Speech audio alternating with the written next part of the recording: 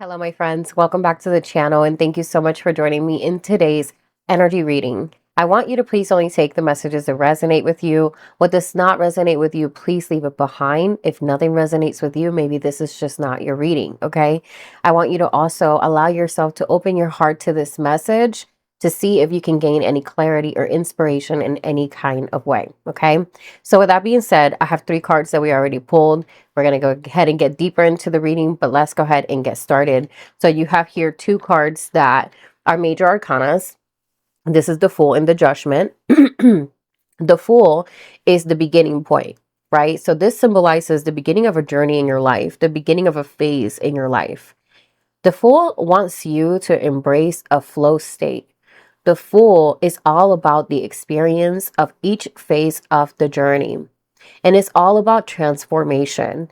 The number 0 represents potential. It represents infinity. It represents the beginning point, right? And this is where there's limitless potential. And the Fool wants you to embody the energy of curiosity. It wants you to embody the energy of being very much in the moment, and also the energy of not putting so much pressure on yourself, of releasing baggage that doesn't belong to you. So this is about going about it in a very light-hearted way. This is about being in alignment. So doing something that really makes you feel like, I want to jump 10 toes deep into this. So whatever it is that you're going through in your life, a transition maybe there's an ending in your life. Maybe there is this energy that it feels kind of unfamiliar. Allow yourself to see the potential in that. The 0 point, right? When you start from scratch, when you have to start again, is actually a really big blessing, because you get to put forth all of the experience that you have acquired through your life in this new journey. And that's why the Judgment is showing up here. The Judgment is the complete opposite of the Fool. It's the final point of the major arcana. It's where we gain the wisdom of the lessons that we have acquired. It's when we get to look at ourselves and we get to really review, right? And acknowledge our responsibilities, the times that we have to take accountability, the times that we could have done something better. The Judgment is that energy that allows you to evaluate before you get to the final point, which is the world. And that's the completion cycle. So this is a really beautiful combination of energy, because it shows that even though there is a clean slate ahead, there's still a lot of basically review and contemplation, and you have to really sit down with yourself and see where it is that you have acquired certain lessons, and also where it is that you need to be honest with yourself about really putting something into perspective. Okay, so that's really interesting. And then the third card that we have here is the 10 of Swords. This 10 of Swords is that painful ending, is that band-aid being ripped out. You know what I mean? The 10 of Swords is not comfortable. This is not comfortable. The Judgment can also be uncomfortable if you are not willing to see the lessons that you're being gifted. So with the 10 of Swords, it's asking you to understand that before we move to a new slate, there has to be a final chapter being closed. And the 10 of Swords indicates a painful ending. It indicates a very uncomfortable situation coming to an end. Now, this uncomfortable situation could be something that you have been dealing with for quite some time. And it could feel like maybe you failed. It could feel like maybe you didn't give it enough. It could feel like, why is this not working out? It could be that you have certain attachments to certain things in your life that you know are coming to an end. And that's why this Judgment card is so important in the reading, because the Judgment is the energy that tells you where you need to withdraw, where you can say, I've given it enough. I've done this. So you have that level of self-awareness, so you can have self-preservation. So you can see, you know what, I'm learning a lesson here. And sometimes I don't have to win every single battle. I can walk away. That's kind of like the energy of the 10 of Swords. It's about waving the white flag, about releasing something, no matter if you feel like you have won the situation or not. This is about choosing your well-being and moving forward despite of how much you know you don't deserve this. Okay, so sometimes we have to wave the white flag. Sometimes we have to walk away for our own self-preservation, and sometimes us being understood, right, by people that are involved. Sometimes that's not the goal, because sometimes we can't make people understand us. We can't make the situation change. The only thing that's left is for us to make the choice to remove ourselves. And that's the energy that I'm seeing in this reading. Okay. So again, if that resonates with you, this is for you. And let's go ahead and keep getting a little bit deeper into the reading. And let's see what Spirit wants to share with you. And thank you for being here. If you made it this far, appreciate it. So we have situation here, Wheel of Fortune, a big change is coming for you guys. The Wheel of Fortune represents, especially because it's upright, it can represent like a change in luck. It can feel like certain things are going to feel easier. They're going to feel more pleasant, right? Also, this can feel quite fast, and it can feel like you don't know exactly what's happening. But Spirit is saying don't allow the uncertainty to not make you go in the state of flow, because that Fool is saying you need to take a leap of faith here. There is a potential here. There is a 0 point that is allowing you to start something. There's a clean slate. But the Wheel of Fortune can feel disorienting because it feels really fast. It feels like it's just flipping everything upside down, but it's for your benefit.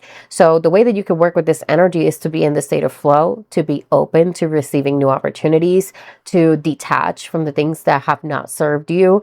And this could be relationships with people that you have known your whole life. This could be a job situation. This can even be a way of how you're living your life. Let's say like habits and things like that, like maybe bad habits that need to come to an end. But regardless, the Wheel of Fortune is asking you to be open to this change, because that's what's going to help you get out of the situation that you're currently in. Okay. So very beautiful. We have here, why is this happening? Knight of Cups. There's an offer coming your way, you guys. Knight of Cups is an offer. It's also this indication of keeping an open heart. The Knight of Cups can be very much about your internal world, the way that you process your emotions. This can be you having to understand that even though you have gone through hardship and disappointment, that you shouldn't lose faith, in romanticism, in love, in vulnerability. You shouldn't lose faith in that. So this is about still being vulnerable. This also, again, it feels like there's an offer coming your way, and this offer is going to basically require of you to take a leap of faith. With the Fool there, with the Wheel of Fortune there's quite a bit of movement that's coming forward.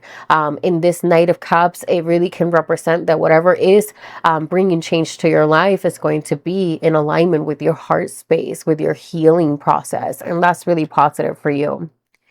Now we have here, this is the message of your spirit guides. And interestingly enough, you have the Temperance. And Temperance is all about balance of mind, body, and spirit. And this is really important because it really wants you, the next step that you take, right? However you decide to take it, Spirit really wants you to understand that you have to step out of your comfort zone and you have to test the waters, that's for sure. But you also have to balance mind, body, and spirit. You really have to take into consideration that one side of you cannot be satisfied without the other parts of you being fulfilled. And this is about really engaging in that, right? So if you're going to do something, let's say you're going to be in a relationship or you're going to give someone a chance, you have to really understand that whatever this person brings to the table has to align with the type of person that you are. You can't just check certain boxes and not the others. You can't just settle for what comes your way. This is about being very much in the embodiment of alignment and of balance. You have to create balance in your life, meaning that if you are the person that does not, give yourself time to decompress, or you don't exercise, or you don't, take the steps to nourish your body's going to catch up with you. So you have to be able to give yourself that grace.